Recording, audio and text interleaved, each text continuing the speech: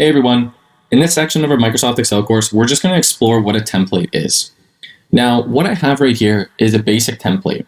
I have my weekly budget, I have payments in June, July, and August, and then I have what those payments are made up of. For in this instance, we have a card payment, phone payment, hydro, credit card, education payment, and then we have a nice little total at the bottom. We also have some nice handy functions built in here.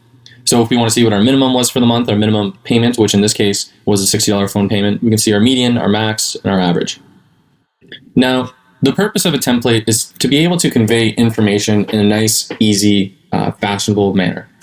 It's not exactly the same as the table because we're not filtering data here per se, but more or less just creating a template or a place to organize our data and present it.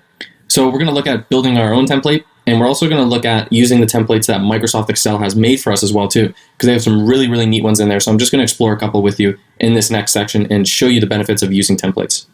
All right, everyone, thanks for watching.